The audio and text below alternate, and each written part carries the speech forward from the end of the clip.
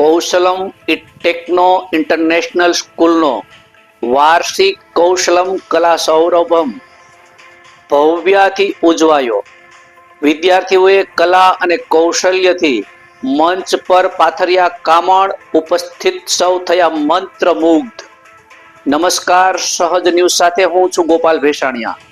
સુરતથી અમારા પ્રતિનિધિ ભરત કોટડિયા પાસેથી મળતી માહિતી મુજબ સુરત શહેરની પ્રતિષ્ઠિત શૈક્ષણિક સંસ્થા કૌશલમ ટેકનો ઇન્ટરનેશનલ સ્કૂલ દ્વારા વાર્ષિકોત્સવ કૌશલમ કલા સૌરભમ નું ભવ્યાતિ ભવ્ય આયોજન કરવામાં આવ્યું હતું.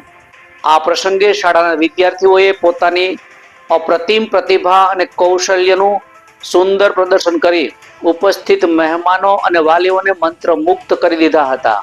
કાર્યક્રમની શરૂઆત દીપ પ્રાગટ્ય અને ગણેશ વંદના સાથે કરવામાં આવી હતી. આ અવસરે મુખ્ય અતિથિ વિશેષ તરીકે શિક્ષણ જગતની નામાંકિત હસ્તીઓ તેમજ સુરત શહેરના નામાંકિત ડોક્ટરો ઉપસ્થિત રહ્યા હતા. સમગ્ર કાર્યક્રમની થીમ કૌશલ્ય પર આધારિત હતી, જેમાં વિદ્યાર્થીઓએ સંગીત, નૃત્ય, નાટક સહિતની વિવિધ કલાત્મક કૃતિઓ રજૂ કરી હતી. ખાસ કરીને ચારણ કન્યા નાટક અને ટિપ્પણી નૃત્યોએ ઉપસ્થિત સૌના દિલ જીતી લીધા હતા.